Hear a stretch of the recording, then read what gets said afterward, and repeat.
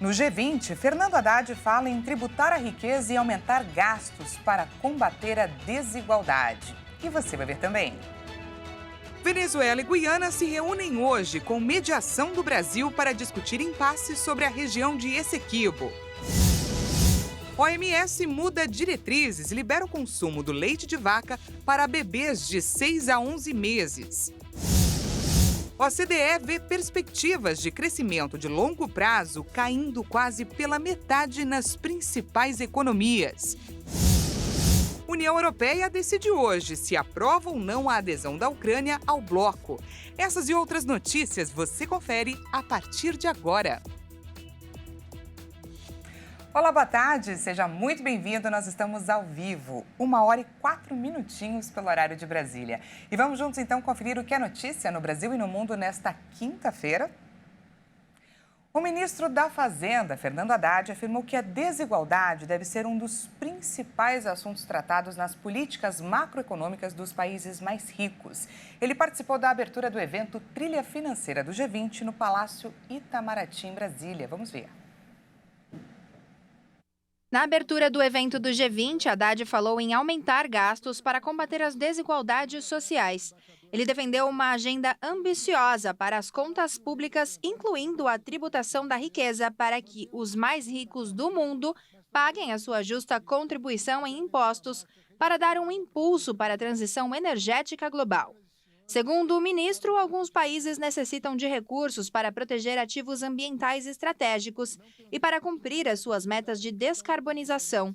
Haddad acrescentou que os países precisam aumentar os gastos para apoiar investimentos públicos no sentido de combater as desigualdades e impulsionar uma transição energética global de forma justa. Acreditamos que a desigualdade e os impactos distributivos devem ser totalmente integrados na discussão das políticas macroeconômicas, conforme previsto no compromisso assumido pelo G20 de promover um crescimento forte, sustentável, inclusivo e equilibrado. À medida que vários países adotam políticas de transição energética, devemos estar cientes dos seus impactos distributivos globais e nacionais e de suas consequências socioeconômicas. Em suma, precisamos de soluções sistêmicas que coloquem as considerações sociais no centro do debate sobre as alterações climáticas. Para levar esse objetivo adiante, segundo Haddad, é preciso rever o funcionamento dos principais fundos climáticos existentes. E como ainda há vários países que possuem dívidas grandes, é importante avançar na construção de um sistema global de resolução de dívida com velocidade e agilidade. Bom, e o Senado Federal aprovou Flávio Dino para o Supremo Tribunal Federal e Paulo Gonet para a Procuradoria-Geral da República. Os indicados do presidente Lula receberam autorização da CCJ e do plenário da Casa. Em votação secreta, o plenário do Senado aprovou a indicação do ministro da Justiça, Flávio Dino, para uma vaga no Supremo Tribunal Federal. Dino obteve 47 votos a favor e 31 contra. Poucos minutos depois, os senadores também aprovaram no plenário o nome do subprocurador Paulo Gonet, indicado à Procuradoria-Geral da República com um placar mais favorável de 65 votos pela aprovação e 11 contra. Mais cedo, eles foram aprovados em votação na Comissão de Constituição, Justiça e Cidadania. Essa votação também foi secreta e o placar foi para Dino de 17 votos a favor e 10 contra, e para Gonet, 23 votos a favor e 4 contra. Na CCJ, Dino recebeu o menor número de votos desde a sabatina do ministro Gilmar Mendes, em 2002. Na ocasião, Mendes teve 16 votos a favor e 6 contra.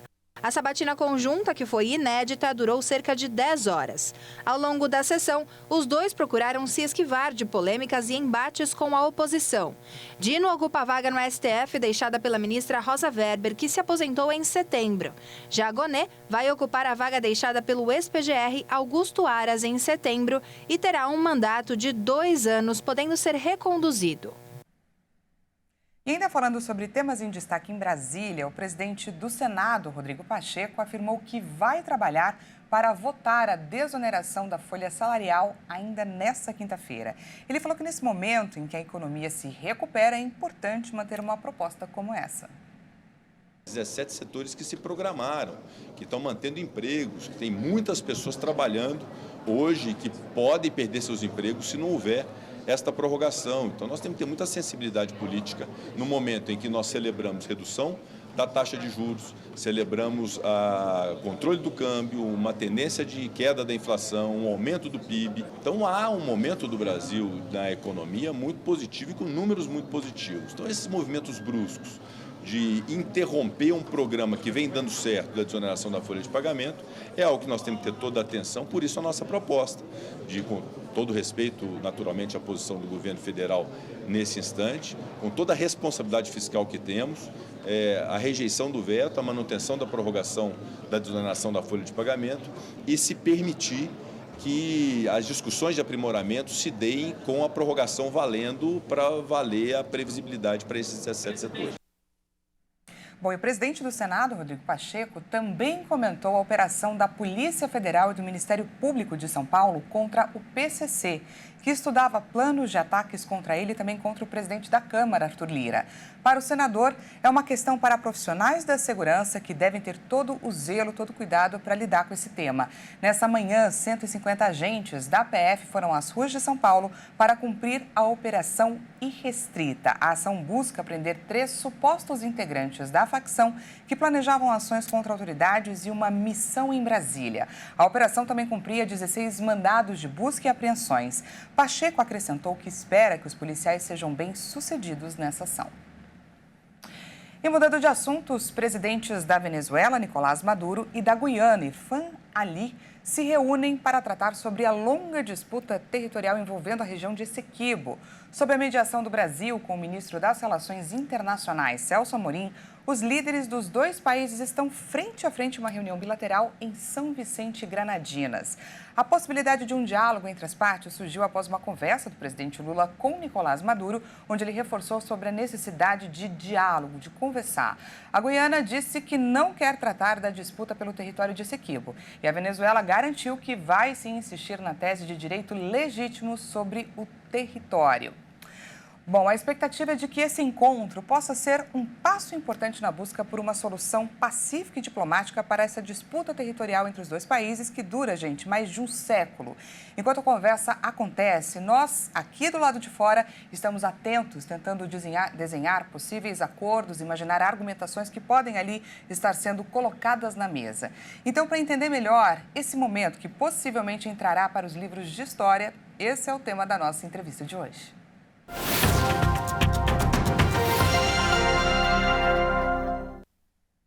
Chamo agora para a nossa conversa Emanuel Pessoa, que é advogado e especializado em direito internacional. Seja muito bem-vindo.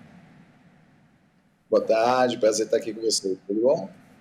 Tudo ótimo, a gente que agradece a sua disponibilidade. Primeiro, eu gostaria que o senhor nos explicasse, à luz do direito, esse referendo que foi realizado pela Venezuela, ele é ilegal? E queria também que o senhor nos dissesse qual que é o papel da Corte Internacional de Justiça na resolução desse caso. Não é que esse referendo ele seja ilegal, ele é ineficiente e ineficaz. O que acontece? Nada impede que um país faça referendo sobre qualquer coisa.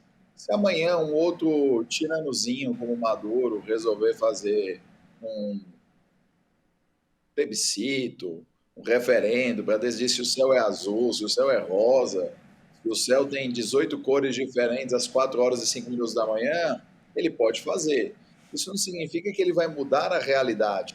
Então, o fato de ele fazer um referendo na Venezuela não significa que a população da Guiana tem que simplesmente aceitar esse resultado e entregar o território. Então, não é que o referendo seja legal ou ilegal, ele simplesmente é inútil para a finalidade de anexação legítima de um território de outro país. Uma ação militar da Venezuela na Guiana poderia ferir o direito internacional de fato? Aí sim, com toda certeza, nós teríamos o ferimento do direito internacional, porque não existe nenhuma justificativa legal para essa invasão territorial. Basta a gente ver que essa disputa territorial já foi resolvida há bastante tempo, com um tratado internacional, o qual foi reconhecido, sim, com mediação de vários países, o Brasil, inclusive, participou, e que esse território foi reconhecido como território da Guiana. Então, não faz o menor sentido se justificar uma agressão dessa como um direito à autoafirmação do povo venezuelano ou defesa da sua soberania. Não houve uma invasão da Guiana na Venezuela, não há um motivo premente, não há uma ameaça existencial à Venezuela. O que tem aí é simplesmente Nicolás Maduro, que é um ditador de quinta categoria, que é extremamente impopular e que, para não ser derrubado pela população venezuelana empobrecida, fez um acordo com os Estados Unidos para realizar eleições do ano que vem, para que os americanos levantassem as sanções econômicas e assim a economia da Venezuela melhorasse, o que daria ao Maduro alguma sobrevida e alguma chance eleitoral. Só que, como ele é completamente incompetente em tudo que ele faz, porque um sujeito que consegue arruinar um dos países mais ricos do mundo em petróleo, ele é tudo menos competente, esse sujeito ele precisa de um inimigo externo para que a população esqueça dos seus problemas de pobreza e miséria. Lembrando que a Venezuela é um dos raros casos de país, assim como a Argentina, que chegaram a renda elevada, que desabou para a extrema pobreza. Então ele precisa desse inimigo externo para unir a população, para ver se ele tem alguma chance nas eleições, ou para ele dar algum outro golpe dentro do golpe que já existe na Venezuela, que seria ele tentar cancelar essas eleições e se manter mais tempo como ditador.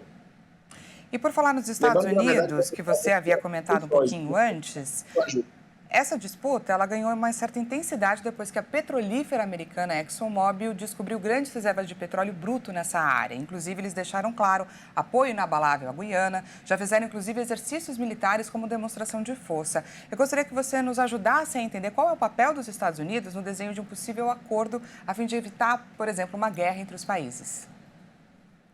Esse conflito teria escalado independentemente de ser dos Estados Unidos ou não que descobriu o petróleo. Se tivesse descoberto petróleo por uma empresa francesa, por uma empresa do Catar, por uma empresa do Sri Lanka que fosse, teria tido o mesmo problema. Por quê? Porque o Maduro ele fica com o olho grande em cima dessas reservas e aí ele dá uma justificativa para a população venezuelana de que essa seria uma riqueza da venezuelana apropriada indevidamente pela população da Guiana e que, por isso, seria o direito deles recuperarem essa riqueza. Então, independentemente de qual país. Aconteceu de ser os Estados Unidos, né, que são um inimigo geopolítico da Venezuela, e o fato de realizar exercícios militares é importante para demonstrar que os Estados Unidos, seja por compromissos políticos ou por interesses econômicos, irão defender a soberania da Guiana contra as aventuras do Maduro, que é um sujeito que tem a capacidade de fazer um desenho animado para exibir em rede nacional no qual ele é o super-herói, que se chama El Bigodon. Então é esse o sujeito que a gente está lidando aqui. Tá certo, nós conversamos com Emanuel Pessoa, advogado especializado em Direito Internacional. Muito obrigada pela sua participação. Obrigado. Até mais. E veja a seguir, o OCDE vê perspectivas de crescimento de longo prazo caindo quase pela metade nas principais economias. E ainda, a União Europeia decide hoje se aprova ou não a adesão da Ucrânia no bloco. A gente volta já já, não perca!